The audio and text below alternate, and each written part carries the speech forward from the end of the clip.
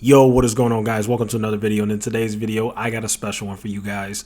I took the 1 hour and 20-minute interview that Warren Buffett just had today, and I clipped it together into the pretty much what I believe is the most important parts of the interview. Because believe it or not, they did not talk about stocks the entire interview. They actually talked about a bunch of different things, but I wanted to mainly focus on his wisdom in stocks because not only in my opinion is Warren Buffett the greatest investor ever, and in a lot of people's opinions, but Warren Buffett is actually my favorite investor ever. And it's not even because of his results in the stock market. It's because of the way that he communicates how he feels and his wisdom, and just the fact that he's a man who not only made a lot of money in the stock market, but he did it the integrity way, he did it the honorable way. He wasn't cheating people or stealing or doing tricks or anything fraudulent or bad. He's done it.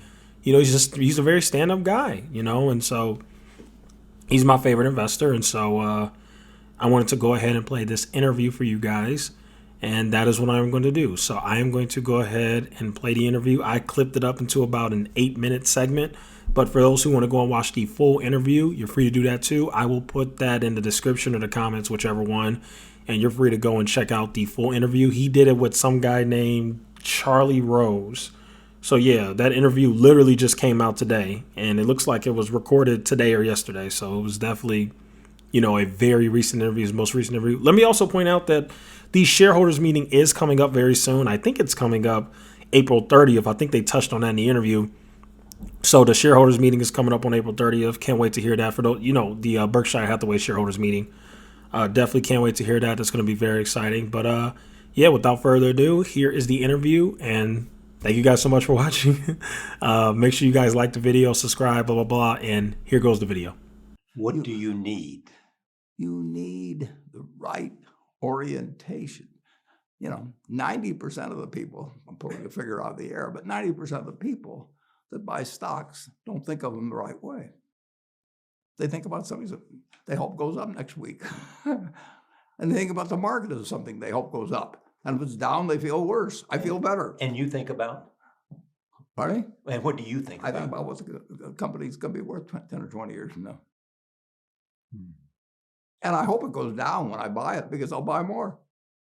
Got more problems and I don't have more happiness. What brings you the happiness? Oh, that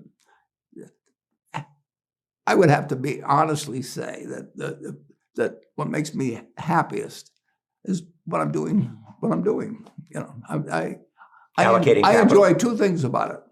One, I know I'll win over time. That doesn't mean I'll beat everybody else or anything like that. But I'm in a game that's very, very, very easy if you have the right lessons in your mind about what you're buying. I'm not buying stocks. I'm buying pieces of overwhelmingly American business. And I'm happy when that's when I'm doing it. I'm happy when stocks are going down. I'm happier when stocks are going down because I can buy more of them with the same amount of money. I'd be happy if I was a farmer. I'd want farmland to go down so I could buy more acreage. If I was, it just makes sense. And I'll tell you the second thing I really like. I like being trusted by people. And, I would rather do what I do with partners than do it sitting in a room myself, even though I might make more money that way. You like the idea that the Fed will raise the rates. Does it remind you of 1970s? Everything that happens in the investment world reminds me of something or other. I mean, every day. If it's a boring day, it reminds me of something. I mean, but I don't think that way. All I'm trying to do is buy businesses. Let's pretend there is no stock market.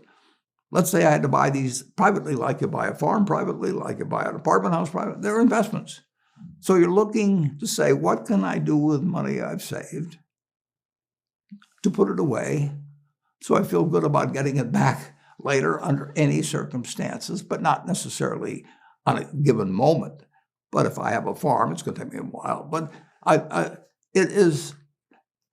people would be so much better if they actually didn't have a stock market in terms of buying businesses. But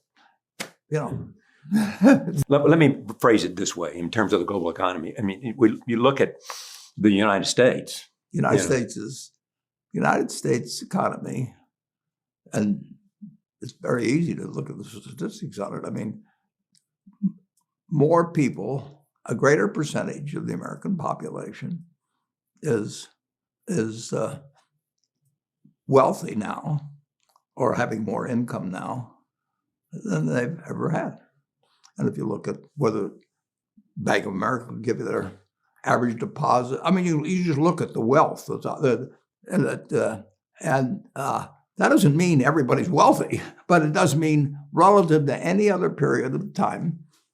I mean, people have more money now. They get mortgages at lower rates than they've ever gotten. So if they want to buy a house or something, but is that going to continue? I mean, mortgage rates are raising, as you know. Yeah, we're in an inflationary period. I'm not going to predict interest rates for you. But I'm not asking you to predict anything about stocks. But right today, Charlie. You live in an environment. Yeah, you live in an environment where the bottom 2% in terms of income in the United States, the bottom 5%, and for sure the top 1%, all live better than John D. Rockefeller was living when I was 6 years old. John D. Rockefeller was the richest man in the world. And today, you can get better medicine, better education, better entertainment, better transportation. You can do everything better than he could.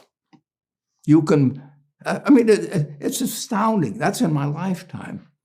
That if you wanted to watch a football game, he still had to go there.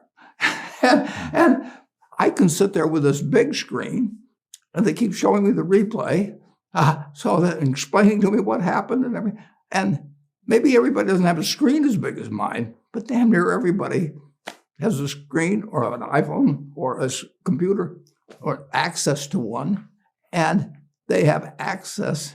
I mean, when I was born, the dentist didn't use Novocaine. When I went so there has been progress, obviously.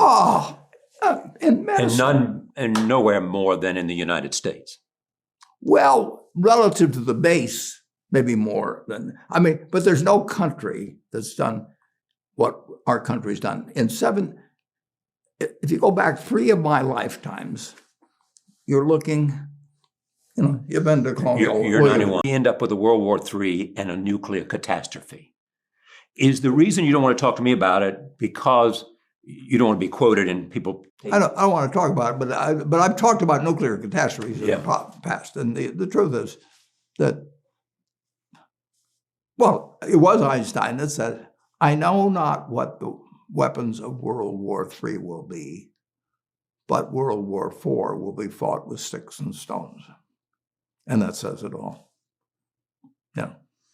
We've got the power, and other people have the power, to essentially destroy the planet. And climate change is important in all of those things. There's all kinds of things we should be working on. But in the end, the only thing tomorrow, I guess a comet could hit us or something, but we can destroy that. And it's not just us. We can end the planet. And I don't want to talk about much more beyond that. I don't like saying that to people even, but it's true. It was true when Einstein said it. It's been true. We came close in the Cuban Missile Crisis. And it is being talked about now. I'll let you talk about it. No, I hear you.